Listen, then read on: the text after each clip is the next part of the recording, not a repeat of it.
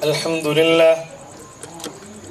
لله نحمده ونستعينه ونستغفره ونعوذ بالله من شرور أنفسنا ومن سيئات أعمالنا من يهده الله فلا مضل له ومن يضلله فلا هادي له وأشهد أن لا إله إلا الله وأشهد أن محمدا عبده ورسوله قال الله تبارك وتعالى في كتابه المجيد والفرقان الحميد أعوذ بالله من الشيطان الرجيم بسم الله الرحمن الرحيم والكاظمين الغيظ والعافين عن الناس والله يحب المحسنين. عن عبد الله رضي الله تعالى عنه قال قال رسول الله صلى الله عليه وسلم اللهم اجعله هاديا واهد به. رواه الإمام الهمام الترمذي في جامعه. صدق الله العظيم وبلغنا رسوله النبي الأمي الكريم ونحن على ذلك لمن الشاهدين والشاكرين والحمد لله رب العالمين. معزز دوستو، مسلک اہل سنت والجماعت احناف دیوبند سے تعلق رکھنے والے غیرت مند غیور مسلمان دوستو، حضرت مولانا فضل الرحمان صاحب کی دعوت پر میں ہر سال آپ کی خدمت میں حاضر ہوتا ہوں. اس دفعہ جو ہمارا عنوان ہے وہ ہے تذکرہ کاتب الوحی حضرت سیدنا معاویہ بن ابی سفیان رضی اللہ عنہما. اس کے متعلق میں چند باتیں آپ کی خدمت میں عرض کروں گا. سب سے پہلے اس لفظ کا مطلب سمجھے، پھر اس کے بعد اگلی بات آپ کو سمجھ آئے گی. تذکرہ کہتے ہیں کسی کی یاد کرنے کو، اور کاتب الوحی کا معنی ہے جو قرآن کریم اتر رہا ہو اور حضور علیہ السلام جس سے قرآن لکھوائیں، اسے کاتب الوحی کہتے ہیں. حضور صلی اللہ علیہ وسلم کے قرآن کریم لکھنے والے صحابہ کرام کی تعداد ایک روایت کے مطابق 17 ہے اور ایک روایت کے مطابق 40 ہے. ان میں سب سے بڑا درجہ اور بڑا نام کاتب الوحی میں خلفائے اربعہ کے بعد جس کا آتا ہے نا، وہ ہے حضرت زید ابن ثابت رضی اللہ عنہ. یہ زید ابن ثابت وہ صحابی ہیں جنہوں نے حضور پاک کے حکم پہ متعدد بار قرآن کریم لکھا تھا. اس کے بعد جس شخص کا نمبر ہے، یہ جوامع السیر میں ابن حزم نے لکھا ہے. حضرت زید ابن ثابت کے بعد دوسرے نمبر پہ قرآن میں زیادہ تر مقامات لکھنے کا جس شخص کا نام آتا ہے اس کا نام ہے حضرت معاویہ رضی اللہ عنہ. بس آج ستم ظریفی یہ ہے کہ حضرت معاویہ رضی اللہ تعالی عنہ سے ہم لوگ واقف نہیں ہیں، یا اگر واقف ہیں تو منافقین کی سازش نے ان باتوں کو اجاگر کر دیا ہے جو باتیں حقیقت سے کوئی تعلق نہیں رکھتی. مثلا ایک جھوٹ معاشرے میں بولا جاتا ہے کہ حضرت معاویہ حضور کے پاس بیٹھے تھے. حضور علیہ السلام نے فرمایا معاویہ تیرا ایک بیٹا پیدا ہوگا جس کا نام یزید ہوگا اور وہ میری آل اولاد کو ذبح کرے گا. تو معاویہ نے فیصلہ کیا میں شادی نہیں کرتا. مرنے کے قریب ہو گئے تو شادی کر لی. جب شادی کی تو حکیموں نے کہا شادی کرے گا تو بچے گا. شادی کر لی تو یزید پیدا ہوا اور اس نے حضرت حسین کو قتل کر دیا. تو دیکھا کہ یہ معاویہ، حالانکہ یہ 100% جھوٹی بات ہے. دنیا کی کسی اسلامی کتاب کے اندر اس روایت کا وجود ہی نہیں ہے. سرے سے یہ گسرا کی جاتے نہیں، میں دیکھواں قصہ ہے. یہ وہ چیز ہے جس کی کسی قسم کی کوئی اسلام میں گنجائش نہیں. ایسے ایک اور جھوٹ بولا گیا ہے. وہ جھوٹ کیا ہے کہ معاویہ کے نام کا معنی غلط ہوتا ہے. اس کے نام کا معنی ہوتا ہے کوئی جانور، حالانکہ ایسی بات نہیں ہے. معاویہ آسمان پہ چمکنے والے اس ستارے کو کہتے ہیں جو طلوع ہوتا ہے اور تہجد کا وقت شروع ہو جاتا ہے۔ لسان العرب میں لکھا ہے تہجد کے وقت آسمان پہ چمکنے والے ستارے کا نام معاویہ ہے۔ لوگ کہتے ہیں نہیں معاویہ کا نام کا معنی غلط ہے، یہ بھی ان جھوٹوں میں ایک جھوٹ ہے۔ نمبر 3، یہ کہا جاتا ہے کہ یہ شخص حضرت علی المرتضیٰ سے ساری زندگی لڑتا رہا ہے۔ یہ جھوٹ بول کر پتہ نہیں کیا سے کیا حضرت معاویہ کے خلاف باتیں کر دی جاتی ہیں، حالانکہ لڑائی ہوئی ہے۔ اس لڑائی کا اختتام کیا ہوا یہ نہیں بتاتے۔ اس لڑائی کا اختتام حضرت امام حسن رضی اللہ تعالیٰ عنہ کی صلح پہ ہوا، اور حضرت حسن حضرت علی کے بیٹے ہیں، یہ صلح کرنے کے لیے چل کر شام گئے تھے حضرت معاویہ کے پاس۔ آپ مجھے بتائیں اگر حضرت معاویہ حضرت علی کے دشمن ہوتے تو بیٹا حسن اپنے باپ کا دوست نہیں تھا؟ بیٹا حسن تو حضرت علی کا جانشین ہے، اور یہ بندہ چل کر اس کے گھر جا رہا ہے، چل کر اس کے گھر جا رہے ہیں۔ ایک بندہ مجھے کہہ رہا تھا حضرت حسن مجبور تھے اس لیے گئے تھے۔ میں نے کہا یہ جھوٹ آپ بہت پرانا بولتے آ رہے ہیں۔ جب ہم کہتے ہیں کہ حضرت علی نے ابو بکر عمر عثمان رضی اللہ عنہم کی بیعت کی ہے، تو آپ لوگ کہتے ہیں علی مجبور تھے، نہ کرتے تو کیا ہو جاتا۔ آج وہی جھوٹ آپ نے حضرت حسن پہ بول دیا کہ حضرت حسن مجبور تھے، حضرت معاویہ کی صلح کی تھی۔ نہ علی مجبور تھے نہ حضرت حسن مجبور تھے، یہ دونوں شیر جوان تھے، بزدل نہیں تھے۔ یہ کون سی بات ہے کہ مجبور تھے؟ تمہارے مطابق تو امام جو ہوتا ہے وہ نبی سے بھی بڑا رتبہ رکھتا ہے۔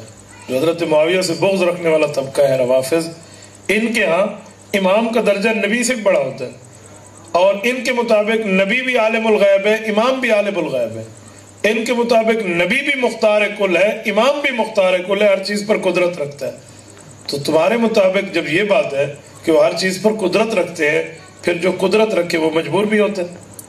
جس کو ہر چیز پر قدرت ہو وہ بندہ کبھی تنگ بھی آ جاتا ہے۔ یہ کیسے جھوٹ بول رہے ہو؟ کس طرح کے جھوٹ بول بول کے عوام کو خراب کرتے ہیں۔ حضرت معاویہ کے پاس حضرت حسن چل کے گئے ہیں، جیسے حضرت علی المرتضیٰ چل کر حضرت ابو بکر کے ہاتھ پر بیعت کر رہے ہیں، ایسے حضرت معاویہ کے پاس حضرت حسن جا کر بیعت کر رہے ہیں۔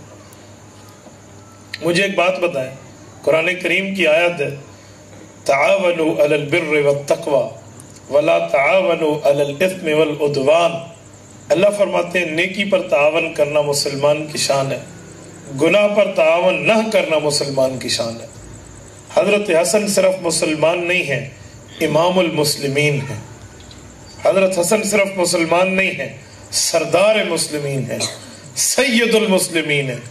یہ حضرت معاویہ کے ہاتھ میں حکومت دے رہے ہیں۔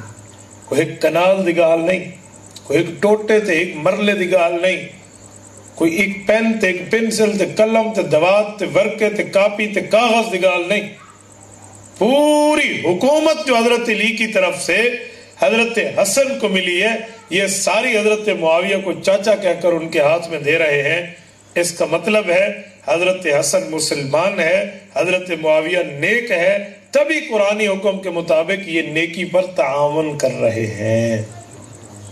اور اگر میں تیری یہ بے وقوفی مان لوں کہ حضرت معاویہ غلط ہے، تو پھر حضرت حسن رضی اللہ تعالیٰ عنہ نے جو حکومت ان کے ہاتھ میں دی ہے، غلط کار بندے کو ووٹ دینے والا مجرم ہو سکتا ہے، غلط کار بندے کو 2-4 روپے اس کی غلط کاری کے لیے دینے والا مجرم ہو سکتا ہے، تو جو حسن پوری سلطنت کی زمام اور لگام، وزارت خزانہ، وزارت خارجہ، وزارت داخلہ، وزارت علیہ، وزارت عظمیٰ، یہ تمام وزارتیں اٹھا کر حضرت معاویہ کے پاؤں پر رکھ رہے ہیں، تو حضرت حسن کو نعوذ باللہ آپ مجرم سمجھتے ہیں؟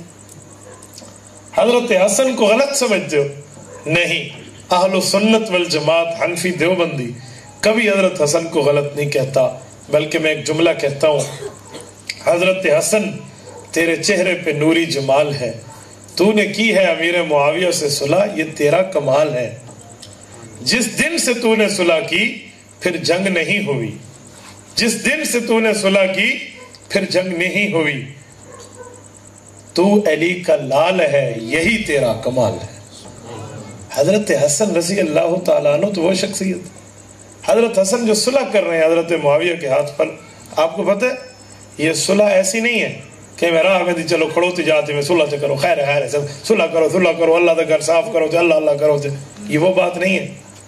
یہ وہ ہے جو حضرت حسن کو گود میں بتایا گیا تھا کہ آپ کے نانا حضرت محمد مصطفیٰ صلی اللہ علیہ وسلم نے آپ کے لیے خوشخبری دی. حضرت ابو بکرہ نفیع ابن حارث رضی اللہ عنہ، ابو بکر اور صحابی ہیں، ابو بکرہ اور صحابی ہیں، یہ فرماتے ہیں صحیح بخاری کتاب الصلح میں موجود ہے، میں حضور پاک کی خدمت میں بیٹھا ہوں، باقی صحابہ بیٹھے ہیں، اور حضرت حسن آئے، رسول اللہ نے اٹھا کر اسے اپنی گود میں بٹھایا اور حضور علیہ السلام ممبر پر بیٹھے ہیں. فالتفت الى الناس والى الحسن مرہ، فالتفت الى الحسن والى الناس مرہ، حضرت حسن کو حضور یوں دیکھتے گود میں بٹھائے ہوئے، پھر یوں لوگوں کو دیکھتے.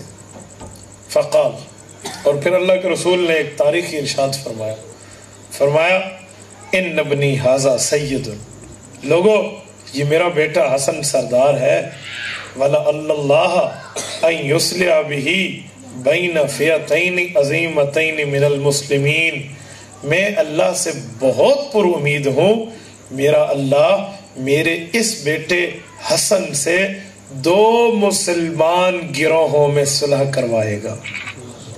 کتنے مسلمان گروہوں میں؟ بولتے نہیں ہیں کتنے میں؟ تو اس کا معنی ہے ایک مسلمان گروہ تو حضرت علی کا تھا جس میں حضرت حسن خود شریک ہیں، دوسرا مسلمان گروہ کس کا تھا؟ حضرت معاویہ والا. تو حضور نے اسے مسلمان گروہ کہا ہے باوجود لڑائی کے. صلح لڑائی سے پہلے ہوتی ہے بعد میں ہوتی ہے؟ بولیے پہلے ہوتی ہے، نیند آئی بیٹھی میرا خیال ہے. صلح لڑائی سے پہلے ہے یا بعد میں؟ تو حضور فرماتے صلح کرائے گا، اس کا مطلب لڑائی کے بعد یا لڑائی سے پہلے؟ لڑائی کے بعد. تو حضرت حسن صلح کرا رہے ہیں، تو صلح اور لڑائی کے باوجود بھی حضرت معاویہ مسلمان ہیں اور حضرت علی بھی مسلمان ہیں. تو اس کا معنی ہے وہ لڑائی نہیں تھی، وہ کسی کی سازش تھی، کافروں کی چال تھی جو باعث قتال تھی، ورنہ وہ تو آپس میں سراپا خیر خواہی تھے، وہ تو آپس میں لڑنے والے نہیں تھے. جیسے کفار نے سازش کر کے حضور پاک صلی اللہ علیہ وسلم کی بیوی حضرت اماں عائشہ صدیقہ رضی اللہ عنہا سے حضرت علی المرتضیٰ کو لڑایا تھا. حضرت عائشہ کا لشکر ایک طرف ہے، حضرت علی کا لشکر ایک طرف ہے، یہ دونوں موجود ہیں. مذاکرات ہوئے، بات طے ہو گئی ہے، صبح واپس ہوں گے. رات کو بےایمانوں نے حضرت عائشہ کے لشکر پہ بھی تیر مارے، حضرت علی کے لشکر پہ بھی تیر مارے. دونوں نے سمجھا وہ مار رہے ہیں، اس نے سمجھا یہ مار رہے ہیں، وہ لڑائی پڑ گئی تھی. تو اس طرز پہ لڑایا گیا تھا. یہی ریشہ دیوانیاں اور یہی جا کر کلاپے حضرت معاویہ کی جنگ سے ملتے ہیں. تو یہ کیسے ہو سکتا ہے کہ حضرت معاویہ اور حضرت علی لڑیں؟ یہ دونوں تو اللہ کے رسول کے شاگرد ہیں اور آپس میں بہت اچھی گہری رشتہ داری ہے، گہری رشتہ داری ہے. میں آپ کی خدمت میں عرض کروں، ساس کی بہن، یہ بندے کی ساس ہوتی ہے، ساس کی بہن، بیوی کی خالہ، بندہ اسے اپنی ساس سمجھتا ہے. اب ذرا توجہ رکھنا، حضرت علی المرتضیٰ کی ساس کون ہے؟ حضرت خدیجہ، حضور علیہ السلام کی بیوی. اور حضور علیہ السلام کی ایک بیوی اور ہے جس کا نام ہے زینب بنت جہش، یہ بھی حضرت علی کی ساس ہے کیونکہ حضور علیہ السلام کی بیوی ہیں. اور حضرت زینب بنت جہش کی ایک بہن ہے جس کا نام ہے قریبۃ الصغریٰ، یہ عورت حضرت معاویہ کی بیوی ہے. تو حضرت علی المرتضیٰ تو حضرت معاویہ سے کیوں لڑیں گے؟ معاویہ کی بیوی تو علی کی ساس لگ رہی ہے. اس رشتے میں دیکھیں تو حضرت معاویہ کا رشتہ حضرت علی سے تو کیسے معاملہ چل رہا ہے؟ آپ کیسے کہتے ہیں؟ کوئی بندہ رشتہ داری دیکھے، تعلق دیکھے. اچھا ایک بات اور کرتا ہوں، توجہ رکھنا، بندے کی ساس کا بھائی ہو، ساس کا بھائی ہو، اس سے کوئی رشتہ نہیں رکھتا. بیوی کا ماموں بڑا اچھا رشتہ ہے. اب دیکھو حضرت علی کا حضرت معاویہ سے رشتہ کیسے؟ رسول اللہ صلی اللہ علیہ وسلم کی بیوی ہیں جن کا نام ہے حضرت ام حبیبہ، یہ بہن ہے حضرت معاویہ کی، سکی بہن رضی اللہ عنہ. اور حضرت علی المرتضیٰ کی بیوی ہیں حضرت فاطمہ. حضرت فاطمہ کی اماں لگتی ہیں کیونکہ حضور کی بیوی ہیں. حضرت فاطمہ حضور کی بیٹی ہیں. تو ام حبیبہ حضرت معاویہ کی بہن ہے اور علی المرتضیٰ کی ساس لگتی ہیں. تو حضرت علی المرتضیٰ کبھی اپنی بیوی کے ماموں سے کیوں لڑیں گے؟ تو بہت قریبی رشتہ ہے. اسمان تو لائٹ دے کو آگے فوٹو سے کیسے تو کام تو بڑھ گیا. توجہ.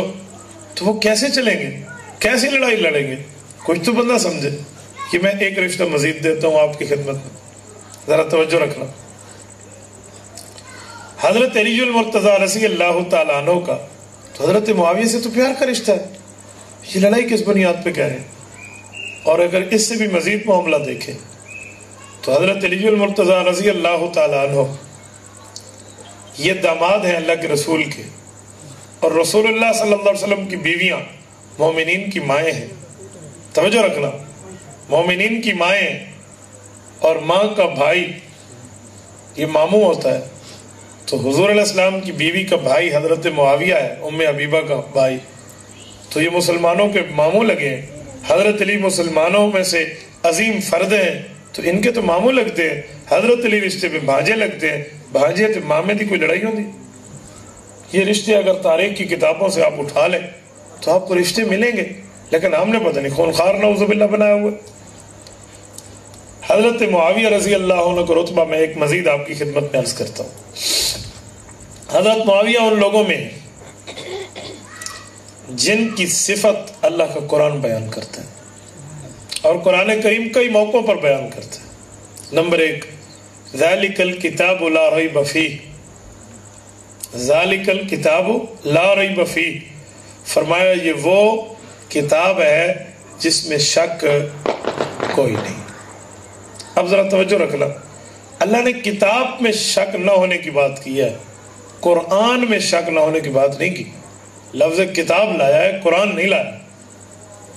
حالانکہ قرآن کا نام کتاب بھی ہے, قرآن بھی ہے. تو فرق کیوں ہے؟ یوں ہوتا ذالک القرآن لا ریب فیہ, قرآن میں شک نہیں ہے. یا یوں ہوتا ذالک الکتاب لا ریب فیہ کے بجائے ذالک الکلام لا ریب فیہ. قرآن کا نام کلام بھی ہے, قرآن کا نام قرآن بھی ہے, تو اللہ نے کتاب کیوں بولا ہے؟ اب توجہ رکھنا, کلام کا معنی ہوتا ہے بولنا, قرآن کا معنی ہوتا ہے پڑھنا, اور کتاب کا معنی ہوتا ہے لکھنا, لکھی ہوئی چیز. جب اللہ نے بولا تو یہ قرآن کلام اللہ بنا, اور جب حضور نے پڑھا تو یہ قرآن بنا, پڑھی ہوئی چیز. اور جب صحابہ نے لکھا تو یہ کتاب بنا, صحابہ کے لکھنے کے اوپر. کیونکہ کتب یکتب کتاباً کا معنی ہوتا ہے لکھنا. پہلے کلام تھا جب بولا گیا تھا, حضور نے جب پڑھا تو پڑھا گیا, پھر یہ قرآن تھا, اور جب صحابہ نے لکھا تو پھر یہ کتاب بنا. لکھنے والوں میں حضرت معاویہ بھی شامل ہیں. تو معاویہ کے ہاتھ کا لکھا ہوا اتنا سچا ہے, اللہ فرماتے ہیں ذالک الکتاب لا ریب فیہ, ان کے لکھنے میں بھی شک کوئی نہیں. جیسے اللہ کے اتارنے میں شک نہیں ہے, حضور کے پڑھنے میں شک نہیں ہے, ایسے معاویہ کے لکھنے میں بھی شک نہیں. مجھے بتائیں, قرآن پاک جیسی چیز لکھوانا یہ مذاق ہے؟ اور حضور علیہ السلام خود لکھوا رہے. حضور کسی سے کوئی عام چیز بھی لکھوا دے تو بڑی بات ہے, اور رسول اللہ صلی اللہ علیہ وسلم قرآن کریم لکھوا رہے. گویا میں ایک بات کہوں, اللہ نے حضور کو دیا ہے, حضور اللہ کی امانت کے امین ہے, اور حضور نے حضرت معاویہ کو دیا ہے آپ لکھو, تو معاویہ حضور کی امانت کے امین ہے.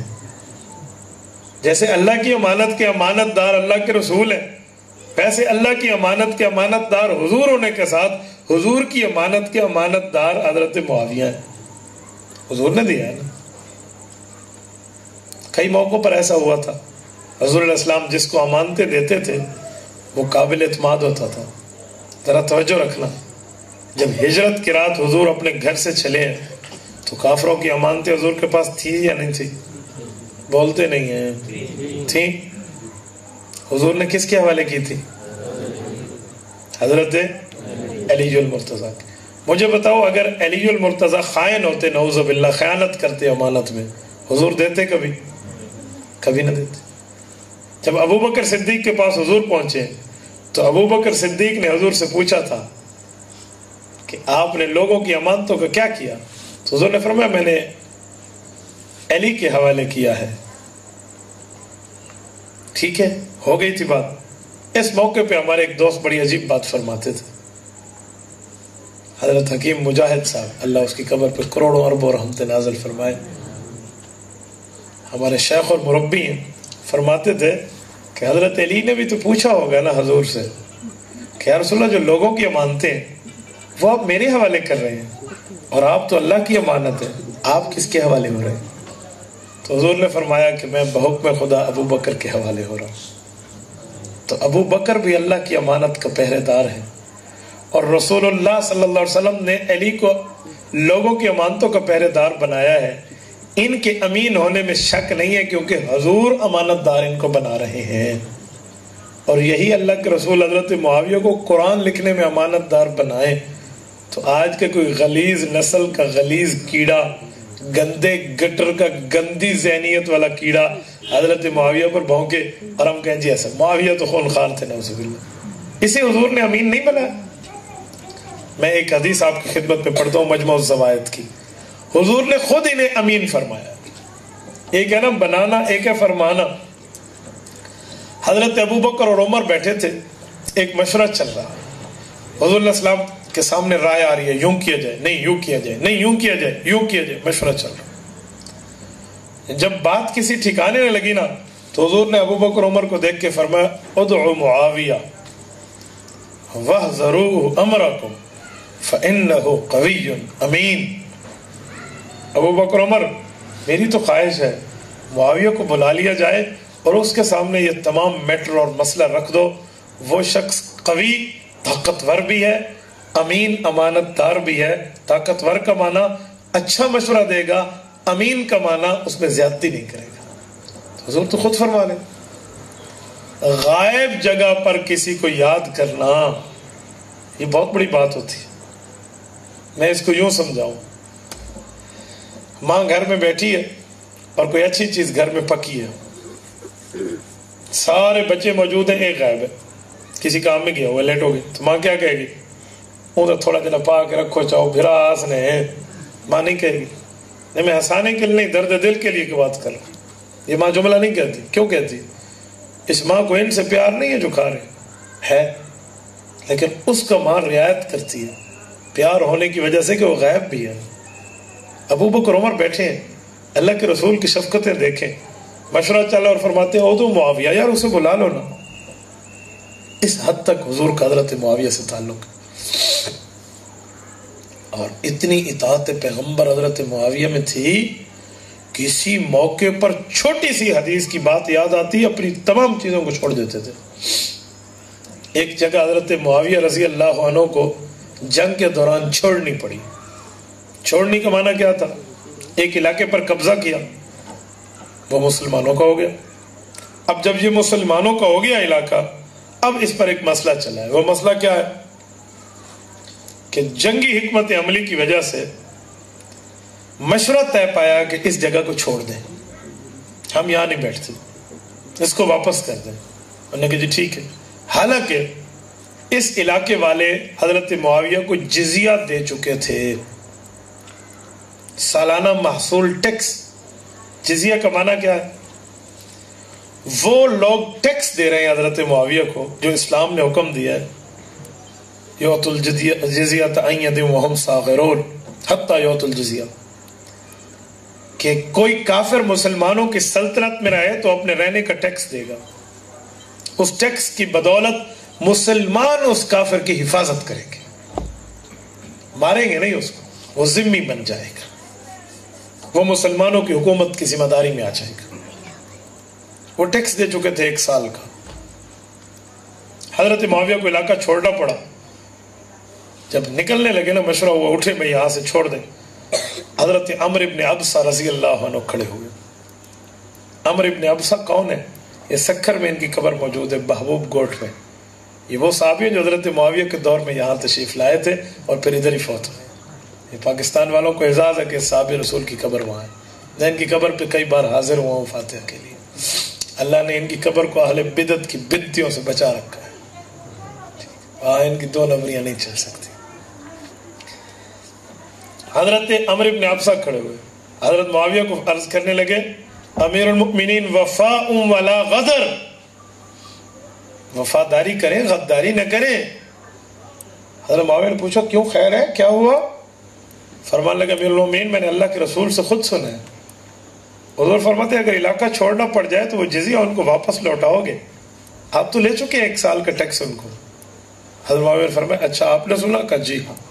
کہا بیت المال کے خزانے لاؤ, ایک ایک بندے کا جو نام لکھا گیا تھا اس نے اتنے پیسے دیے, اتنے عرصے سے دیے, جتنے دن حفاظت ہوئی تھی اتنے کاٹ کر باقیوں کے تمام پیسے, تمام مال و دولت کو اکٹھا کیا ہے, ایک ایک کافر کے گھر دروازہ کھٹکھٹا کر ان کو لوٹا کر آئے. خدا کی قسم دنیا کی تاریخ اس چیز سے خالی ہے کہ یوں پیسے ریٹرن کر دو. حکومت کی تاریخ ان باتوں سے خالی ہے کہ یوں ریٹرن کرو رعایا کو اس کے پیسے.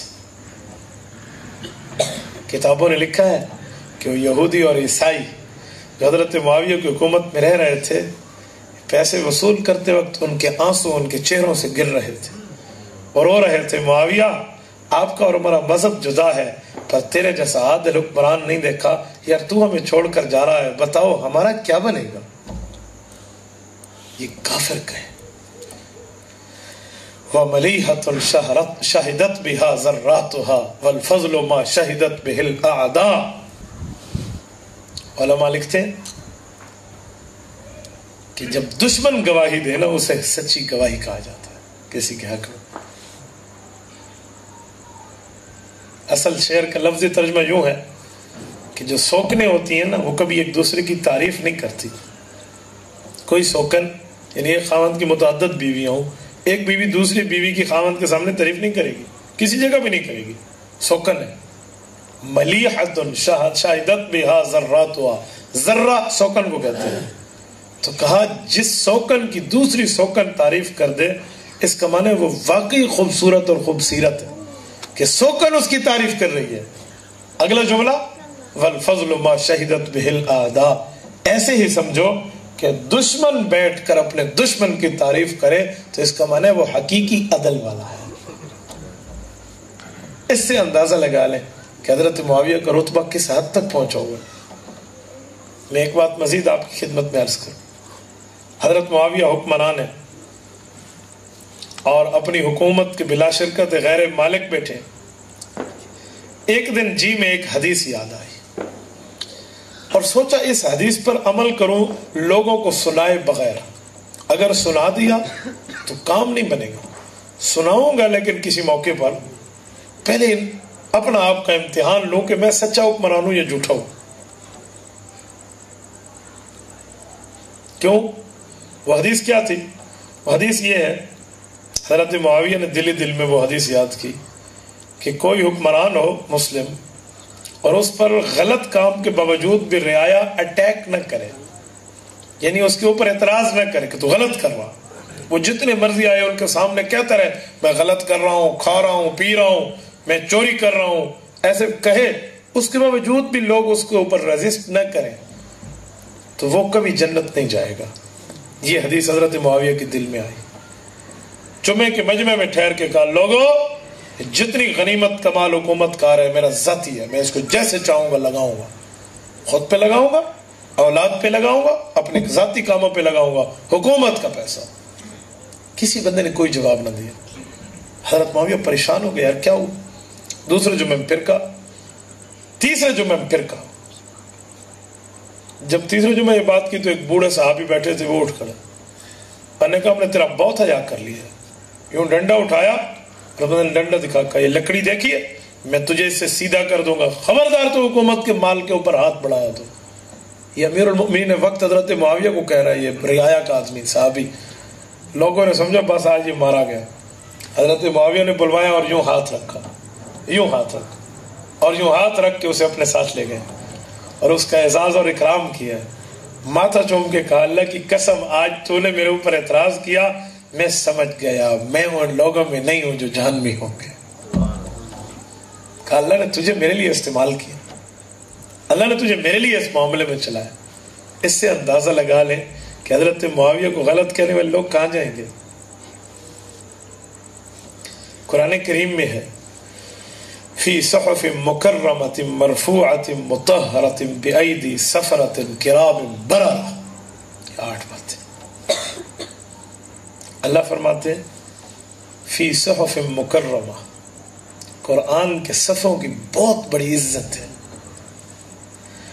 مرفوعۃ مطہرہ، قرآن کے الفاظ بہت اونچے ہیں، پاکیزہ ہے، بِأَيْدِي سفرہ، جن لوگوں نے ان کو لکھا ہے، جن ہاتھوں نے ان کو لکھا ہے، کرام بررہ، وہ فرشتہ صفت لوگ ہیں۔ معاویہ بن ابی سفیان رضی اللہ عنہما اس آیت کی خوشخبری میں داخل ہے۔ اس سے اندازہ لگاؤ کہ حضرت معاویہ رضی اللہ عنہ کا رتبہ کہاں تک پہنچے۔ اس لفظ کے مقابلے میں جو قرآن کہہ رہا ہے کرام بررہ، فرشتہ صفت لوگ ہیں، جتنے دنیا کے غلیظ جھوٹوں کی باتوں کو رکھ لینا، اس لفظ کا مقابلہ کیسے کر سکتی ہے؟ جیسے اللہ کرام بررہ کہے۔ اسی لیے میں کہتا ہوں صحابہ کو پرکھنا اور دیکھنا ہے نا تو قرآن اور حضور کے فرمان کے آئینے میں پرکھو اور دیکھو، تاریخ کی باتیں نہ دیکھو۔ وہ تاریخ جو صحابہ کرام کی عزت کو مجروح کرے، دیوار پر مارنے کے قابل ہے، کیوں؟ صحابہ کی عزت اللہ کے قرآن سے ثابت ہے، جسے اللہ کا قرآن عزت دے رہا ہے۔ اور ایسا لفظ رضی اللہ عنہم ورضوا عنہ، اللہ ان سے راضی اور یہ اللہ سے راضی۔ راضی ہونے کی بات آئی تو اللہ نے پہلے اپنی رضا کی بات کی ہے، رضی اللہ، میں راضی ہوں، ورضوا عنہ، پھر صحابہ کی بات کی ہے کہ یہ بھی مجھ سے راضی۔ اور ایک موقع کے اوپر اعتراض اگر یوں پڑ جائے کہ حضرت معاویہ تو فتح مکہ سے پہلے ایمان نہیں لائے تھے، یہ تو بعد میں ایمان لائے ہیں، حالانکہ فتح مکہ سے پہلے ایمان لائے، اس پر دلائل موجود ہے، یوں پڑھ بھی جائے بات تو بھی جواب اللہ نے دیا ہے وَكُلًّا وَعَدَ اللَّهُ الْحُسْنَى، فرمایا وہ فتح مکہ سے پہلے والا صحابی ہو یا فتح مکہ کے بعد ایمان لانے والا صحابی ہو، یہ سب کے ساتھ میرا جنت کا وعدہ ہے۔ وَكُلًّا وَعَدَ اللَّهُ الْحُسْنَى، اندازہ لگا لیں کہ اللہ رب العزت نے اس شخصیت کا رتبہ کہاں تک رکھا۔ حضرت معاویہ رضی اللہ تعالیٰ عنہ کے بارے میں غالباً تطہیر الجنان میں ہے کہ تطہیر الجنان میں ابن حجر ہیثمی نے لکھا کہ حضور علیہ السلام کے پاس ایک شہزادہ آیا اور شہزادے نے حضور کو عرض کیا کہ میں آپ کو تحفہ دینا چاہتا ہوں، کوئی آپ اپنا بندہ میرے ساتھ بھیجیں۔ تو انہوں نے حضرت معاویہ کو بھیجا اور حضرت معاویہ اس شہزادے کے ساتھ گئے۔ اس شہزادے نے اپنے ساتھ حضرت معاویہ کو سواری پہ نہیں بٹھایا تھا، اس نے تو سمجھا یہ نوکر ہے۔ حضرت معاویہ پیدل چل کے گئے ہیں اور حضرت معاویہ کے پاؤں میں جوتی بھی نہیں تھی اس وقت، کیونکہ حضور نے فرمایا تھا معاویہ ادھر سے جاؤ، جوتی ادھر پڑی تھی، اٹھانے جاتے تو حضور کے فرمان میں تاخیر اور دیر ہو جاتی، اس لیے حضور نے ادھر کا اشارہ کیا تو پیدل یعنی پاؤں ننگے ایسے ہی چل پڑے۔ اور جس وقت حضرت معاویہ اس کے قریب گئے اس نے ساتھ بھی نہ بٹھایا، وہاں تک دوڑتے ہوئے اس کے گھوڑے کے پیچھے پیچھے گئے اور وہ تحفہ لے کر حضور کے پاس دوڑتے ہوئے آئے۔ تپتی ریت پر چلنا گوارا کر لیا، حضور کا فرمان توڑنا گوارا نہ کیا۔ معاویہ بن ابی سفیان کے رتبے، مقام، اونچے درجے، ان کی اونچی شان، یہ مقابلہ عام بندے کا نہیں ہو سکتا۔ اور سیدنا معاویہ بن ابی سفیان رضی اللہ عنہما کے والد ابو سفیان ہیں، ان کی والدہ حضرت ہندہ ہیں رضی اللہ عنہ۔ ابو سفیان اور ہندہ کے بارے میں آج تاریخ بہت غلیظ منظر پیش کرتی ہے، حدیث اور قرآن ان کی تعریف کرتے ہوئے نظر آتا ہے۔ میں آپ کی خدمت میں پوری بات کرتا ہوں، توجہ رکھنا۔ ابو سفیان کہتے ہیں حضور کے دشمن تھے، اس نے احد کی جنگ حضور کے مقابلے میں لڑی ہے، خندق کی جنگ لڑی ہے۔ میں نے کہا جی ٹھیک ہے، جنگ لڑی ہے، اگر کوئی حضور کے مقابلے میں جنگ لڑے تو برا آدمی ہوتا ہے؟ میں نے کہا حضرت علی کے بھائی ہیں حضرت عقیل، انہوں نے حضور کے مقابلے میں بدر کی جنگ لڑی ہے. پھر کہتے پھر مسلمان تو ہو گئے تھے نا, تو مسلمان ہونے کے بعد پچھلے گناہ معاف ہو گئے. تو میں نے کہا ابو سفیان بھی تو مسلمان ہو گئے تھے, ہندا بھی تو مسلمان ہو گئی تھی, پھر ان کے گناہ جناب محترم معاف کیوں نہیں ہوتے؟ کیسی بے مروتی کی بات ہے, کیسی بے اعتنائیوں کی بات ہے, کیسے عجیب منظر ہے. میں بعض اوقات حیران ہو جاتا ہوں. حضرت معاویہ کے والد اور والدہ دونوں ایمان لا رہے ہیں اور قرآن کریم انہیں جنت کی سرٹیفکیٹ دے رہا ہے. حضور حضرت معاویہ کے والد کو سینے سے لگا کر اس کا اسلام قبول کر رہے ہیں, جنت کی خوشخبریاں دے رہے ہیں. حضرت ہندا رضی اللہ عنہ کا ایمان قبول فرما رہے ہیں, اسے مؤمن ہونے کی مؤمنہ ہونے کی خوشخبری دے رہے ہیں.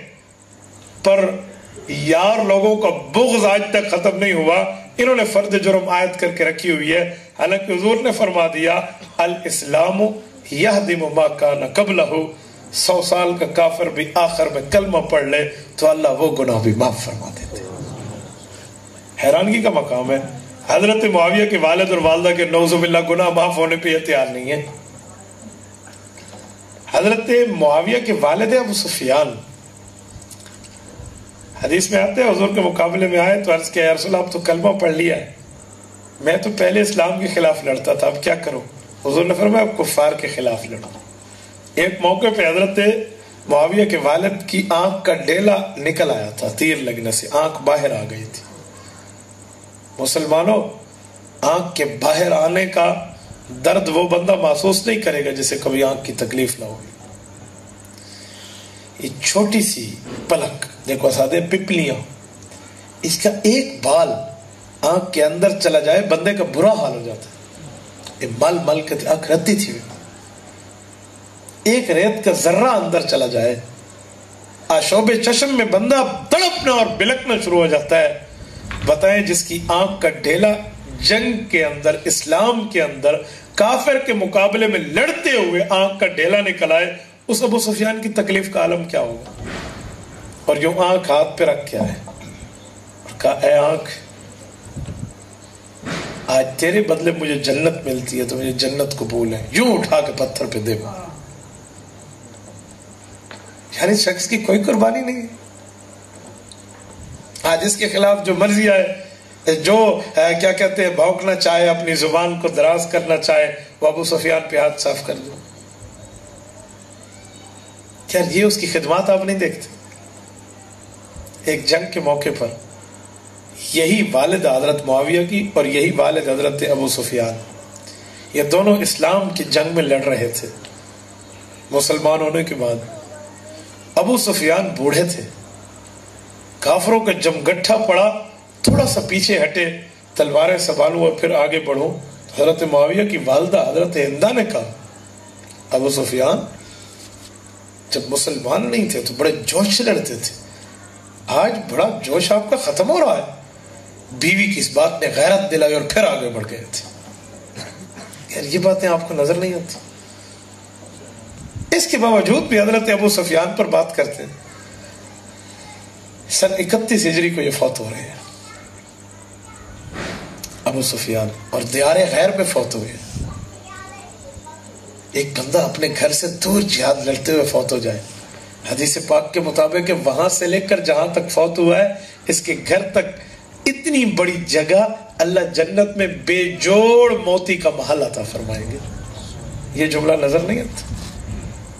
اور ابو سفیان پر فرد جو برم آیت کرتے کرتے لوگ تھکتے نہیں. آؤ ذرا حضرت ہندا کی بات کرتا ہوں. ان کا اصل نام ہند ہے, ہند بنت عتبہ. ان کے والد مسلمان نہیں تھے, لیکن یہ حضرت معاویہ کی ماں ہے. ایسا ایمان لائی اللہ کی قسم جسے قرآن بھی مؤمنات کہتا ہے. آج یار لوگ کہتے ہیں ان نے حضرت حمزہ کا کلیجہ چبایا تھا. میں کہہ رہا ہوں اسلام سے پہلے یا بعد میں؟ اجی اسلام سے پہلے. میں نے کہا پھر ایمان لائی؟ اجی لائی تھی. میں نے کہا حضور علیہ السلام نے کبھی یہ تانا دیا؟ کہتے ہیں نہیں تانا تو نہیں دیا, بلکہ حضور نے فرمایا تیرے سارے گناہ معاف ہیں. تو میں نے کہا پھر تو معاف کرنے کے لیے بات کیوں نہیں کرتا؟ یار کفر میں تو کچھ بھی ہو سکتا ہے, دشمنی میں تو کچھ بھی ہو سکتا تھا. وہ ایمان کی حالت میں اس وقت نہیں تھے. جب ایمان سے روشناس ہوئی تو اس کی بعد کے واقعات کیوں نہیں بتاتے؟ سیدہ ہندہ رضی اللہ عنہ ایمان لائی ہیں. 1 ساعت تک اللہ کے رسول سے گفتگو ہوئی ہے. 1 ساعت کم از کم 24 منٹ کا بنتا ہے. اور حضور سے ان کی باتیں آپ احادیث کی کتابیں اٹھائیں ایک تفصیل ملتی ہے. اللہ کے رسول کے پاس آئی ہیں اور رسول اللہ صلی اللہ علیہ وآلہ وسلم سے حضرت ہند بنت عتبہ کی جو باتیں ہوئی ہیں وہ میں آپ کی خدمت میں لاؤں نا، آپ حیران ہو جائیں.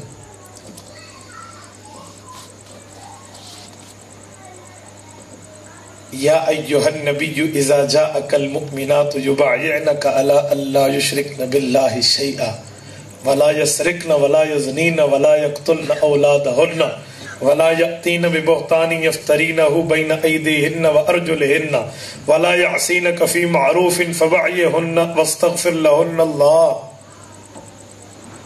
اللہ کے رسول کو فرمایا گیا ابھی آپ کے پاس مؤمن عورتیں آئیں گی، جب یہ آئیں تو ان کی بیعت کرو، ان کے ایمان کو قبول کرو اور ان کے ساتھ شرط لگاؤ لا یشرکن باللہ شیئا، آج کے بعد شرک نہیں کریں گی، ولا یسرقن چوری نہیں کریں گی، ولا یزنین زنا کی طرف توجہ نہیں ہوگی، ولا یقتلن اولادہن اپنی اولاد کو نہیں ماریں گی، ولا یأتین ببہتان یفترینہ بین ایدیہن وارجلہن کسی پر جھوٹ نہیں بولیں گی، ولا یعصینک فی معروف اور کبھی نیکی کا انکار نہیں کریں گی. یہ شرطیں مان لیں فبایعہن اللہ، ان کو بیعت کر لینا، فبایعہن واستغفر لہن اللہ، ان کو بیعت کر لینا، ان کو اپنی مریدنی بنا لینا. واستغفر لہن اللہ، اے میرے پیارے پیغمبر، رونگٹے کھڑے ہو جاتے ہیں اس لفظ کا ترجمہ کرتے. واستغفر لہن اللہ، اگر ان سے کچھ کمیاں ہو گئی تھی آپ اس کے لیے دعا کے ہاتھ اٹھا دینا، ان اللہ غفور الرحیم، میں معاف کر دوں گا. یار ان صحابہ کی ان غلطیوں کی وجہ سے جو تم باتیں کرتے کرتے تھکتے نہیں ہو، اللہ اپنے نبی کو کہہ رہے ہیں اے میرے پیارے پیغمبر اپنی زبان سے آپ معافی مانگ لیں، میں ان کو معاف کر دوں گا. واستغفر لہن اللہ، میں اللہ ہوں، یہ اگر گناہ گاری ہو بھی گئی تھی آپ معافی مانگ لیں حبیب. اور یاد رکھو جس شخص کے لیے نبی کریم گناہوں کی معافی مانگ لیں، اللہ کے نبی ان کے لیے معافی مانگ لیں، ان کا رتبہ کس حد تک ہے؟ سورت نمبر 4 سورت نساء نمبر 64 واستغفر لهم الرسول لوجد اللہ توابا رحیما، کہ جس کے لیے اللہ کا نبی معافی مانگ لے گا اس کو 2 انعام ملیں گے. لوجد اللہ توابا رحیما، اللہ اس کی توبہ قبول کریں گے، پچھلے گناہ معاف کرتے ہوئے، رحیما آگے نیکی کی رحمت کی توفیق دیں گے. واستغفر لہن اللہ، اے پیغمبر آپ ان کے لیے معافی مانگیں. اندازہ لگاؤ حضرت ہندہ کے رتبے کا. قرآن کہتا ہے نبی میں ان کو معاف کر رہا ہوں. المؤمنات ہے، مؤمن عورت ہے. اور بکواسیات ختم نہیں ہوتے. ہماری معاشرتی علوم میں پڑھیے، ہمارے اسلامک اسٹڈیز کی کتابیں پڑھیے، کالج یونیورسٹی کی، بی اے کی، انٹرمیڈیٹ کی، آپ کو پڑھ کے دیکھیں. حضرت ہندہ پہ ہاتھ صاف کیے ہوئے، کبھی حضرت ابو سفیان پہ ہاتھ صاف کیے ہوئے، کبھی حضرت معاویہ کے خلاف باتیں لکھی ہوئی ہیں. لعنت ہے ایسے مصنف پہ اور اس قلم پہ اور اس سیاہی پہ اور اس صفحے پہ جو قرآن کریم کے خلاف لکھتا. جو کوئی کچھ بھی کہے نا، میری صحابہ کے مسئلے پر نرمی مجھ سے نہیں ہو سکتی. یار وہ ہمارے ایمان کا معیار ہے، وہ ہمارے ایمان کا حصہ ہے.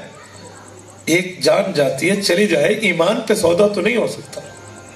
صحابی ایمان کا حصہ، اور معاویہ بن ابی سفیان تو قرآن کریم کی آیات کا حصہ. اس پر کوئی غلیظ نسل بھونگے، اپنے نسب کو چیک کرو، تیرے نسب میں شاید حلال موجود نہ ہو. اپنے کردار کو چیک کرو. بات اس شخصیت پہ ہو رہی ہے جس کو اللہ کے رسول ایمان کی سرٹیفکیٹ دے رہے ہیں. ہاں ہم نے دیکھا ہے جو سورج کی طرف منہ کر کے تھوکتا ہے، تھوک اس کے چہرے پہ آتی ہے. نفت العرب میں ایک جملہ موجود ہے وَعُوَ الْقَلْبِ لَا يَظْلِمُ الْبَدْرِ فَلَوْمُ الْحُفَّاشِ لَا يَضُرُّ الشَّمْسِ کہ چمگادڑ سارے دن کہتا ہے سورج کو اللہ برباد کرے برباد کرے، چمگادڑ کی اس بات کرنے پر سورج کو کچھ نہیں ہوتا۔ وَعُوَ الْقَلْبِ لَا يَظْلِمُ الْبَدْرِ کتا کہتا ہے میں اندھیرے میں کاٹوں، 14ویں رات کا چاند طلوع ہوتا ہے، روشنی پھیل جاتی ہے تو کتا چاند کو بددعائیں دیتا ہے کہ کتے کی بھونک سے چاند کی روشنی پہ فرق نہیں ہوتا۔ حضور علیہ السلام فرماتے ہیں میرا صحابی جس جگہ فوت ہوگا کل قیامت میں اٹھے گا، اس اہل علاقے کا قائد بن کے اٹھے گا، اس کے اوپر نور کی چادر ہوگی، وہ اپنے علاقے کا سردار ہوگا۔ حضور خوشخبریاں دے رہے ہیں، اور یہ مشرقی علوم اور انٹرمیڈیٹ کی اسلامک اسٹڈیز کی کتاب ہے، اسلامک اسٹڈیز نہیں ہے، پھر یہ نان اسلامک اسٹڈیز۔ پتہ نہیں، میں حیران ہوں، ہمارا ملک کلمے کے نام پہ وجود میں آیا اور چند بے ایمانین اس بات کو رات کے اندھیرے میں بیٹھ کے لکھ دیں اور ہمارے بچے پڑھ کے آئیں، کیا ہوگا پھر؟ گربا میرو سگ وزیرو موشرا دیوان کو ند این چنی ارکان دولت ملک راں ویران کو ند۔ سعدی شرازی کہتے ہیں اگر بلی کو صدر بنا دو اور اس کے ساتھ جو کتے ہوں وزیر کنت انہیں اس کے نائب رکھ دو، اور موشرا دیوان کنت ارکان پارلیمنٹ میں سب چوہے بٹھا دو، ای چنی ارکان دولت ملک را ویران کنت، اگر یوں ملک چل پڑا تو اس سے بڑا ویران ملک ہوئے گا ہی نہیں۔ اگر یہی ترتیب چلا دی جائے کہ صحابہ کرام کو اس ملک میں بھونکا جائے اور وہ بھونکا لکھا ہوا سامنے آ جائے، ہم حیران ہیں۔ کسی کے ایمان پر بات آ جائے وہ ایمان بھی برداشت کر جائے، سبحان اللہ، پچھو بچی کا شے بندہ ایمان دے ہوتے اگر حرف گنا کھڑوں گے۔ سیدنا معاویہ بن ابی سفیان کی یہ والدہ حضور کے ہاتھ پہ بیعت ہوتی ہیں، اور جب یہ لفظ آئے نا وَلَا يَسْرِقْنَا، چوری نہیں کریں گی، حضرت معاویہ کی ماں نے حضور سے عرض کیا کہ یا رسول اللہ چوری تو نہیں کرتی لیکن ایک مسئلہ بتاتے۔ کہ میرے خامد ابو سفیان یہ تھوڑے سے خرچ کے مسئلے میں بخیل ہے، بیوی ہے نا، خامد کے بارے میں بات کر سکتی، کہ بچوں پر مجھے خرچ کرنا ہوتا ہے تو میرے خامد خرچہ کم دیتے ہیں، میں کیا کروں؟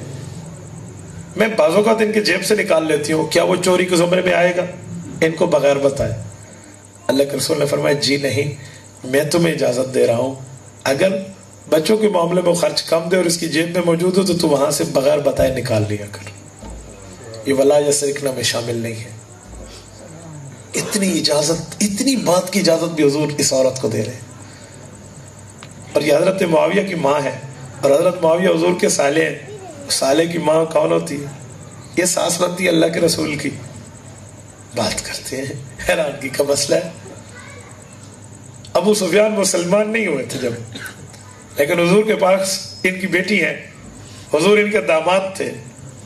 ایک دن گھر آئے ہیں حضور کے، حضرت شیخ نے فضائل اعمال میں لکھا ہے، ابو سفیان آئے سیدھا اپنی بیٹی کے گھر گئے، وہ بیٹی کا گھر وہی جو حضور کا گھر تھا۔ ایک سفارش کرانے آئے تھے کہ بیٹی اپنے خاوند سے کہہ دے یہ بات ہماری مان لے۔ مدینہ آئے تھے، چھپ کے آئے تھے، اور جب وہاں پہنچے ہیں نا، ام حبیبہ کے پاس وہ باپ آیا ہے جو سالوں سے ان کے خاوند سے لڑ رہا ہے، آج بے ماندگی اور بے چارگی کی عالم میں ان کے دروازے پہ پہنچے۔ ام حبیبہ نے کہا ویلکم ابو جان، مراد کیا ہے؟ مرحبا ابو جان، ویلکم میں اس کو ترجمہ کر رہا ہوں، مرحبا تو کیا ہے، کہا ایک منٹ بٹھاتی ہوں، مجھے بستر فولڈ کرنے دو، بستر لپیٹنے دو۔ تو ابو سفیان نے کہا بیٹی، بیٹیاں تو باپ کے لیے بستر بچھاتی ہیں، تو لپیٹ رہی ہے۔ کہا ابو آپ میرے والد ہیں لیکن آپ مسلمان نہیں ہیں، کافر ہیں، کافر بندہ ہے، پلیت ہے، مشرک پلیت ہے، اور میرے نبی کا بستر ہے یہ، اس پر اللہ کے رسول نے رات کو آرام فرمانا ہے، یہ پاک ہے۔ میرے بیٹی ہونے کے باوجود میری اسلامی غیرت گوارا نہیں کرتی کہ میں یہاں آپ کو بیٹھنے دوں، بستر لپیٹ لوں پھر بیٹھ جانا۔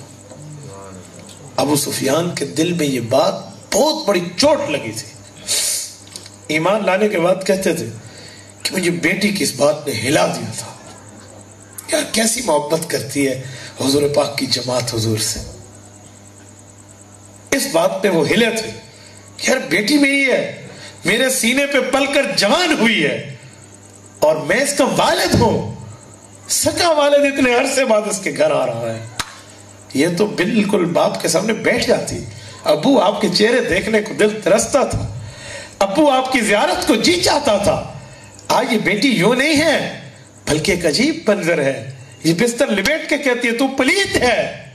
عجیب بات ہے، واقعی ہم پلیت ہیں، پھر ہمارا مذہب سچا نہیں ہے. اس بات پر ابو سفیان کڑ رہے تھے. جب ایمان لائے تو ایسے نہیں لائے، کوئی بنیادیں بنی ہیں. اور وہ ابن مسعود الثقفی حضور علیہ السلام کے پاس آئے تھے نا، مسلمان نہیں تھے اس وقت، بعد میں مسلمان ہوئے رضی اللہ عنہ. اس وقت انہوں نے صحابہ کو دیکھا کہ حضور اپنا بازو دھونے کے لیے وضو کا یوں پانی نیچے آتا ہے نا تو صحابہ یوں اٹھا لیتے ہیں، اخذ من بللہ، اس قطرے کو بھی نیچے نہیں جانے دیتے، اپنے جسم پہ برکت کے لیے مل لیتے. جب انہوں نے یہ دیکھا نا تو اس نے جا کر وہاں کے بڑوں کو کہا تھا اس سے ٹکر مت لینا. نے کہا کیوں؟ نے کہا جی میں تمہارا سفیر ایمبیسیڈر ہوں، میں بڑے بڑے بادشاہوں کے درباروں میں گیا ہوں. ما رأیت احدا یحب احدا کحب اصحاب محمد محمد، میں نے آج تک کسی محبت کرنے والے کو کسی محبوب سے یوں پیار کرتے نہیں دیکھا جیسے حضور پاک کے جان لیوا حضور پاک کے نام لیوا حضور پر اپنی جان کو قربان کرتے ہیں. ام حبیبہ بھی تو انہی میں سے ہے نا. حضرت معاویہ مسلمان ہوئے تھے، اپنی بہن کے گھر حضور کے گھر بیٹھے. یار کیا رتبہ ہوگا اس شخص کا جس کے بہنوں یہ اللہ کے رسول لگتے ہیں. سر میں تیل لگانے کے لیے حضرت ام حبیبہ نے سر سے پگڑی اتاری اور تیل لگانا شروع کیا. یہ تیل کی بوتل وہ ہے جس تیل سے حضور کو رات کو تیل لگایا جاتا ہے سر میں.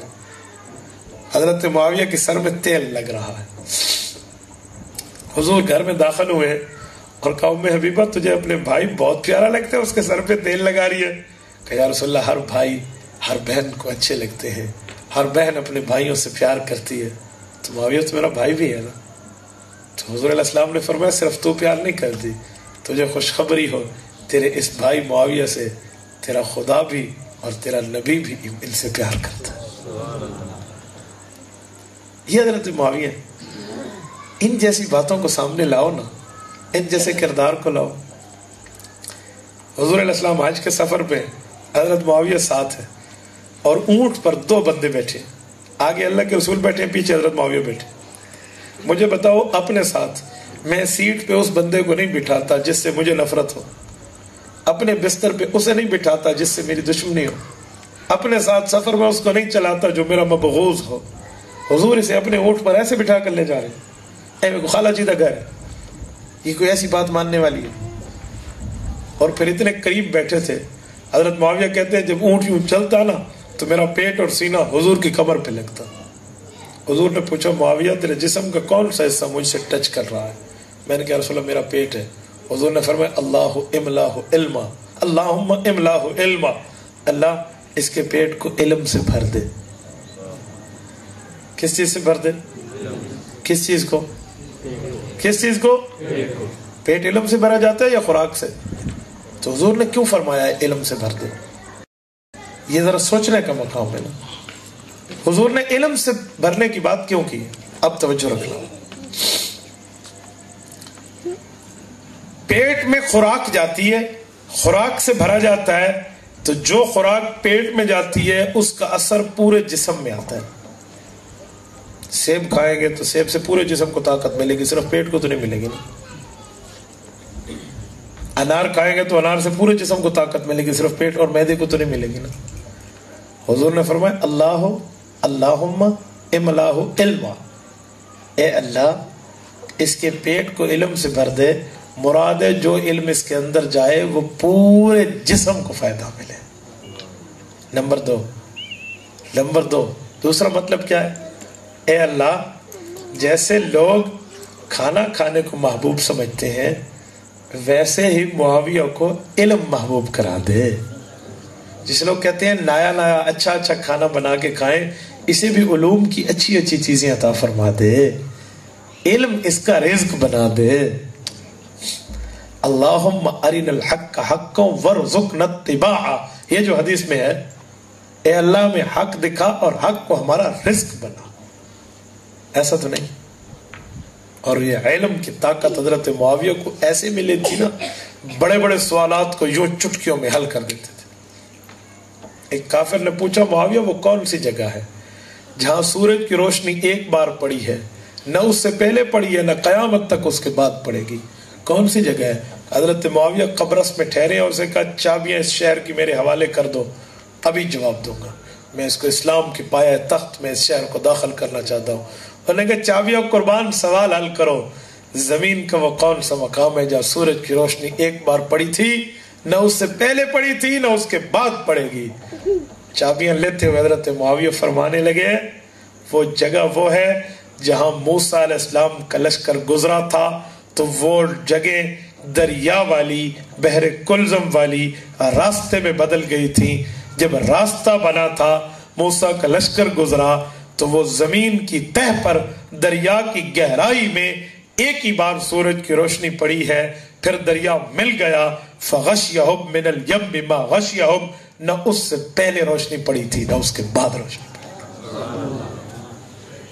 یہ علم کا بےتاج بادشاہ تھا، ایسے مسئلے حل نہیں کرتے تھے، اس طرح مذاق نہیں۔ ہاں دو چار بیٹھ کے کمٹ بحث کر کے اپنی عاقبت کو برباد کرنا یہ اپنی جگہ ہے، اور حضرت معاویہ کی اللہ اللہ کے رسول سے پیار اپنی جگہ ہے۔ حضور علیہ السلام نے بال کٹوانے تھے، کہا معاویہ آپ میرے سر کے بال کاٹو۔ حضرت معاویہ نے ادھر کے بال کاٹے تو حضور نے یوں دیکھا تو کہا مجھے دے دے، تو حضور علیہ السلام نے وہی بال کاٹے ہوئے حضرت معاویہ کو دے دیے۔ یہ کون سے بال ہیں؟ والضحیٰ واللیل اذا سجا، جس کی قسم اللہ کا قرآن کھاتا، جس کا ذکر اللہ کے قرآن کی آیات میں ہے۔ ان بالوں کی جو تڑپ کو دیکھ کر سورج بھی شرما جایا کرتا تھا، اور اللہ کے رسول کی زلفیں کائنات میں مشہور ہیں، یہ سنبھالنے والے حضرت معاویہ ہیں۔ پھر مقراس ہاتھ میں لی ہوئی ہے، جسے آج کل نیل کٹر کہتے ہیں، ناخن تراش۔ حضور کے ہاتھ اور پاؤں کے ناخن حضرت معاویہ نے کاٹے اور یہ 20 ناخن اپنے پاس جمع کر لیا کہ یا رسول اللہ مجھے ہی دے دیں، کہا اچھا لے جاؤ۔ ایک چھوٹی سی بوتل بنوائی ہوئی تھی، اس میں یہ بال بھی رکھے ہوئے ہیں، اس میں یہ ناخن بھی رکھے ہوئے ہیں، اور یہ اپنے پاس جمع ہے، اور جمع کر کے وفات کے وقت اعلان فرمایا تھا میرے کفن کے اوپر میرے یہ بال بھی رکھ دینا اور حضور کے ناخن بھی رکھ دینا، پھر مجھے اور میرے رب کو چھوڑ دینا۔ تم کہتے ہیں حضور کے ہاتھ کی لگی ہوئی روٹی تھی نا، لوگ کہتے ہیں نا تندور میں وہ پکی نہیں تھی۔ عائشہ نے پوچھا یا رسول اللہ میری لگی ہوئی روٹی تندور میں پک گئی، آپ کی نہیں پکی۔ حضور نے فرمایا اے عائشہ جس کو نبی کا ہاتھ لگ جائے اسے آگ نہیں چھوتی۔ یار جس کے چہرے پر نبی کے بال رہے ہوں، جس کے چہرے پر نبی کے ناخن رہے ہوں، اس کا مقام کیا؟ سیدنا معاویہ بن ابی سفیان کے لیے ایک الزام اور بھی لگاتے ہیں، یزید اس کا بیٹا ہے، یزید خونخوار ہے، بیٹا ہونا ہے، اور یہ یزید کا بھی باپ ہے۔ میں نے کہا اگر کسی کا بیٹا غلط ہو جائے اور بیٹا برا ہو جائے، خونخوار اور درندہ بن جائے، تو غلطی باپ پر جاتی ہے۔ اگر یہی بات ہے تو ایک باپ اور بیٹے کو میں بھی لاتا ہوں۔ اللہ کا قرآن کہتا ہے حضرت نوح علیہ السلام والد ہیں، کنعان بیٹا ہے، نوح علیہ السلام دعوت و تبلیغ کا کام کرتے ہیں، کنعان کفر کی بستیوں میں جاتا ہے، نوح اللہ کا ماننے والا ہے، بیٹا کنعان کفر والا ہے، اور بیٹے اور باپ کی لڑائی ہے۔ ایک وقت آ گیا اللہ نے اعلان کر دیا اے نوح آج میں پوری دنیا کے ان کافروں کو غرق کر دوں گا، سیلاب آئے گا، وفارت تنور سے سیلاب پھوٹے گا اور یوں پانی پانی ہو جائے گا، کشتی بنا لو۔ اس سے پہلے حضرت نوح نے کشتی بنا لی ہے۔ کشتی کو برباد کرنے میں جو قوم کا ہاتھ تھا تو یہ بیٹا بھی آگے آگے تھا۔ آخرکار کشتی جیسے کیسے تیسے بن گئی، اچھی بن گئی، ہر چیز کو اس میں ڈال دیا گیا۔ نوح علیہ السلام کے ماننے والے اس میں بیٹھ گئے، حتیٰ کہ جانوروں کی جوڑیاں بھی اس میں بیٹھ گئیں۔ پانی بارش کبھی شروع ہوا، तन्नूर से भी निकलना शुरू हुआ। वो पानी चल रहा है, कश्ती ऊपर ऊपर ऊपर होती जा रही है, मकानात डूबने की बारी आने लगी। तो उस वक्त बाप ने बेटे को कहा, बेटा अब तो मान ले, अब तो कलमा पढ़ ले, अब तो अल्लाह रब्बुल इज्जत की हिफाजत में आ जा, अल्लाह को मानने वाला बन जा बेटा। मैं तेरा बाप हूँ, वक्त का पैगंबर हूँ, तुझे डराता हूँ, ये तुझे आज सैलाब बहा कर ले जाएगा, तो मर जाएगा। आज शरीयत पे आ जा, दीन पे आ जा, ईमान पे आ जा, इस्लाम पर आ जा। पर बेटा कहते अब्बू नहीं, सावी इलल जबल, तू कहता है मैं डूब जाऊंगा, मैं उस पहाड़ पे चढ़ जाऊंगा, मैं पहाड़ की चोटी और पीक पे पहुंच के इस सैलाब से बच सकता हूं, तेरा दीन नहीं मान सकता। इस मौके पर नूह अलैहिस्सलाम हाथ उठा के अल्लाह से अर्ज करते हैं, अल्लाह मैं तेरा पैगंबर, ये मेरा लख्त जिगर, मेरी औलाद है। अल्लाह फरमाते हैं, नहीं नहीं नूह, इन्नहु लैसा मिन अहलिक, आप इसे अपनी औलाद मत समझना, इन्नहु अमलुन गैरु सालिह, ये बेईमान है, इसके आमाल ठीक नहीं है, ये ईमान वाला नहीं है। फहाल बैनहुमुल मौजु फकान मिनल मुगरकीन, अल्लाह फरमाते हैं वो पानी बुलंद हुआ, पहाड़ की चोटी पर बेटा ठहरा था। आखिरकार जब देखा मैं डूबता हूं, ईमान नहीं लाया, उस वक्त अल्लाह ने पानी की मौजों को यूं तेज किया कि वो मौजें आई और बेटा उस पानी में गर्क हुआ है। फकान मिनल मुगरकीन, वो मर गया, मरते दम तक ईमान नहीं लाया। बताओ अगर औलाद गलत हो जाए, बेटा बुरा हो जाए, ये बुराई और उसकी गलतियां उसके वालिद को नऊज़ुबिल्लाह दागदार करती हैं, तो हजरत नूह के बारे में क्या कहोगे? बेटा काफिर था, नूह अलैहिस्सलाम गलत नहीं हुए। ऐसे यजीद है, अगर गलतकार है, सियाकार है, गुनाहगार है, कातिल हुसैन है, तो इसकी गलती भी हजरत मुआविया पर नहीं जाती। किस बुनियाद पर हजरत मुआविया को मोरद इल्जाम ठहराओगे? अगर हजरत मुआविया मोरद इल्जाम ठहरे, याद रखना फिर हजरत नूह पर यह बात आएगी। जिस दलील से हजरत नूह को बचाएंगे, उस दलील से हजरत मुआविया बच जाएगा। यार यजीद की गलतियां बाप के सर मारते हो। कुरान कहते हैं, वला तज़िरु वाज़िरतुम विज़रा उख़रा, वला तज़िरु वाज़िरतुम विज़रा उख़रा। एक बंदे के गुनाह दूसरे के खाते नहीं डाले जा सकते, ये अल्लाह का कानून है। और आज तुम यजीद की गलतियां हजरत मुआविया के सर डालते हो। एक बंदा मुझे कहने लगा, मुआविया ने फिर ऐसे खूनखार को हुकूमत क्यों दी थी? मैंने कहा यार कोई अकल की बातें किया करो। जब हुकूमत इसको मिली थी उस वक्त खूनखार था, उस वक्त इसने कत्लेआम कर लिया था हजरत हुसैन का। कहता है जी नहीं, बाद में किया है। मैंने कहा फिर आलिमुल गैब ज़ात तो खुदा की है ना। यार मैं एक ड्राइवर के हाथ में चाबी देता हूँ, वो मेरी फैमिली को लेकर जा रहा है, रास्ते में उसकी नीयत बिगड़ती है, वो इनको शूट कर देता है। तो जब मैं चाबी दे रहा था उस वक्त मेरी नीयत पर शक हो गया। उस वक्त तो उसने बेगैरती नहीं दिखाई, उस वक्त तो उसने बेसमीरी नहीं दिखाई। मैं किसी बंदे पर एतमाद करता हूँ, वो हमें धोखा देता है, तो उस वक्त एतमाद करना गलत कैसे हो सकता है? हालांकि उस वक्त तो ठीक था। इस तरह की बातों को उठाकर किसी सहाबी को मोरद इल्जाम नहीं ठहराया जा सकता। मैं टाइम देखता हूँ 1 घंटे से ऊपर हो गया, 9:30, मैं 8:15 के लगभग आपकी खिदमत में शुरू हुआ। और मैं कसम खा के कहता हूँ मैं अच्छी जगह बैठा हूँ। अभी मैंने आयात, अहदीस और इजमाए सहाबा और ताबीन और सहाबा की नज़र में हजरत मुआविया के दलाइल शुरू रखने थे।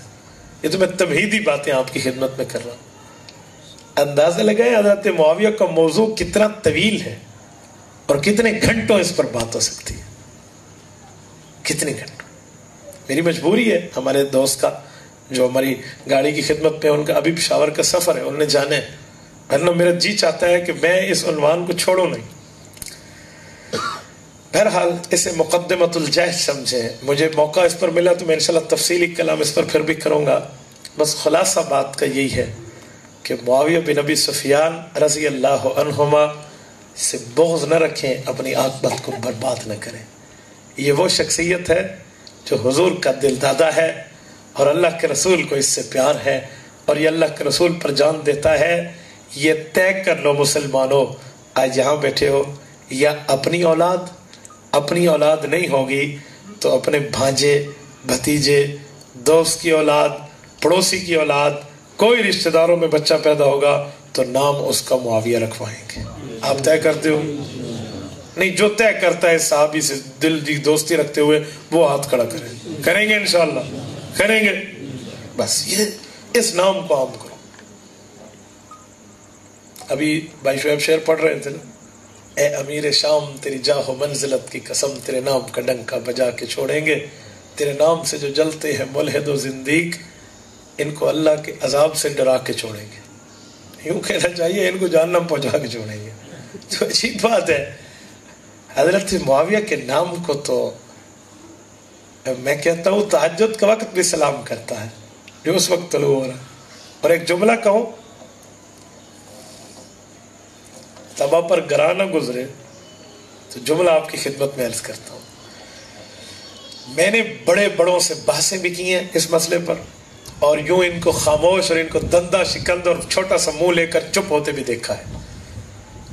कभी इन दुश्मनान ने हजरत अबू बकर के नाम पर ऐसे बुरा चेहरा नहीं बनाया, हजरत उमर और उस्मान के नाम पे ऐसा बुरा चेहरा नहीं बनाया जैसे मुआविया के नाम आने से इनके चेहरे बुरे बन जाते। आसानी से आराम से पहचाना जा सकता है कि ये कौन सा बंदा है। ये मुआविया नाम यूं पेश कर दो ना, समझ आ जाती है। चेहरा खिल उठेगा तो मुमिन है, नहीं खिल उठेगा तो अल्लाह के कुरान उसके लिए क्या फतवा दे रहा है। ऐसे मतलब खिल कर पेश मुआविया, फिर देखे बात बनती कैसे है। और हजरत मुआविया रजी अल्लाह ताला अन्हु के बारे में यूं जुबानी इनकी बदलती कैसे है आपको पता है? ये फितरत है जिसे कहते हैं nature. Nature can not be change, फितरत नहीं बदलती। अब मैं एक मिसाल देता हूं, आप में जो बूढ़े बुजुर्ग बैठे हैं वो इस बात की गवाही दे सकते हैं, या नहीं तो आप घरों में जाइए, अपनी दादी अम्मा, अपनी नानी अम्मा या अपनी बूढ़ी अम्मा जान से पूछिए, वो आपको इस बात की गवाही देंगी।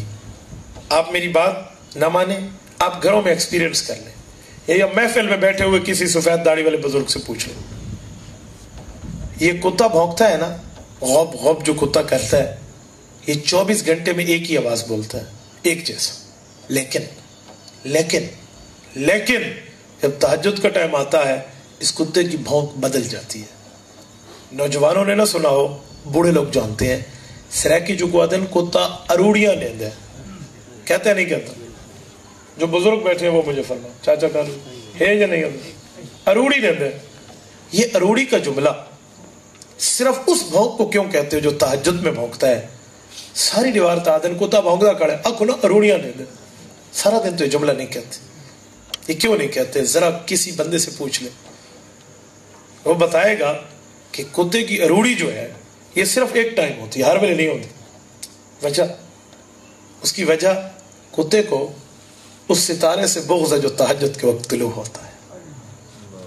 ये जमीनी कुत्ता मुआविया के तुलू पे भौंकना शुरू कर देता है। ये तो 4 टांगों वाला है, इसको हजरत मुआविया से इतना बुग़्ज़ है। अगर किसी और को भी बुग़्ज़ हो तो उसके सामने भी यूं मुआविया पेश करो, देखो कि भौंक बदलती है तो फिर पता चल जाएगा। आवाज बदलती है तो बंदा फौरन डिसीजन ले लेगा, कहां तक मामला जा रहा है, फौरन बंदा देख लेगा। मैं एक जगह बैठा था, मुझे एक बंदे ने कहा हजरत मुआविया को आप मानते हैं? मैंने कहा बड़े शौक से मानता हूँ और बड़े दलाइल से मानता हूँ। आप मुझसे गुफ्तगू कर ले, मैं देख सकीयत ने भी यहाँ सोच है।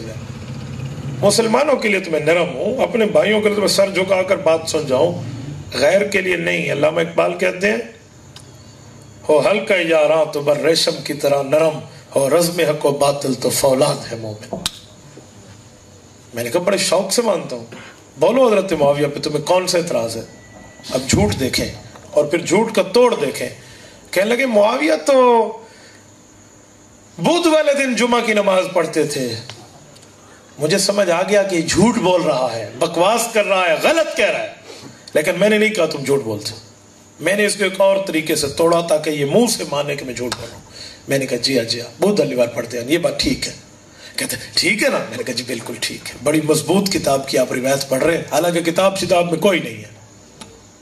میں نے کہا بڑی مضبوط. ہاں دیکھو 2-4 بندوں ٹھگے صحیح مولوی صاحب مان گئے, میں آدھا نام بیٹھا تو میں نے کہا چلے ہونے دے ذرا, متاع قلیل. قرآن کہتا ہے دنیا کا فائدہ بہت تھوڑا ہوتا ہے.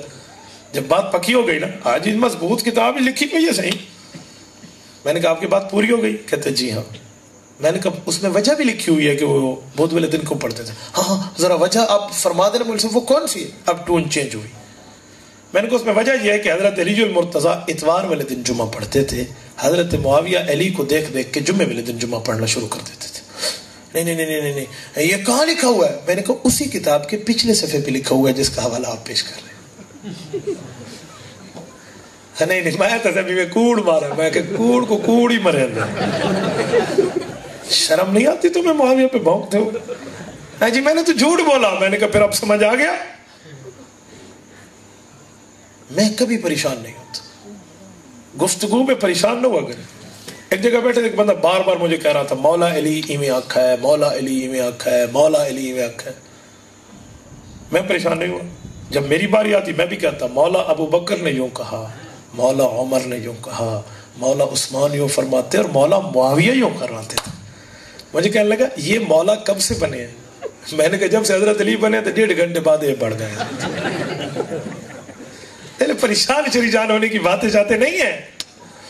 ادھر آ ستم گر ہنر آزمائے تو تیر آزما ہم جگر آزمائے. بات کا طرز ہوتا ہے. اللہ آپ کو اور ہمیں حضرت معاویہ کی نیک کردار اور نیک سیرت کو سلام پیش کرنے کی توفیق عطا فرمائے. میں آپ سے وعدہ کر رہا ہوں, آپ مجھ سے وعدہ کر رہے ہیں, اور میں آپ سے وعدہ لے رہا ہوں کہ حضرت معاویہ نام کو پھیلائیں گے. مولانا اگلے سال دی تاریخ تو پکی جو ایک کم از کم معاویہ نا دا بندہ تو ہمیں کو نہیں کہہ سو. کھڑے ہو جائے, کون بیٹھے, کھڑا ہو جائے جس کا نام ہو. ماشاء اللہ ماشاء اللہ ماشاء اللہ, جزاکم اللہ. دنیا میں نوکری نہیں ملے گی نا, آخرت میں تو اللہ کے نبی کا ساتھ ملے گا انشاءاللہ انشاءاللہ انشاءاللہ. ہادیوں و مہدیہ معاویہ معاویہ ایسے تو نہیں کہتے نا. اللہ کے رسول نے ان کو فرمایا تھا اللہم اجعلہ ہادیوں و مہدیہ. اللہ اسے ہادی بھی بنا مہدی بھی بنا. ہادی کا معنی ہدایت دینے والا جو دوسروں کو ہدایت دے, مہدی کا معنی جو خود بھی ہدایت یافتہ ہو. الحمدللہ رب العالمین والعاقبۃ للمتقین والصلاة والسلام علی سید الرسل وخاتم النبیین. ربنا ظلمنا انفسنا وان لم تغفر لنا وترحمنا لنكونن من الخاسرین. صلی اللہ تعالی علی خیر خلقہ محمد وعلی آلہ واصحابہ اجمعین. لا الہ الا اللہ, لا الہ الا اللہ, لا الہ الا اللہ, ما لنا رب سواه. لا الہ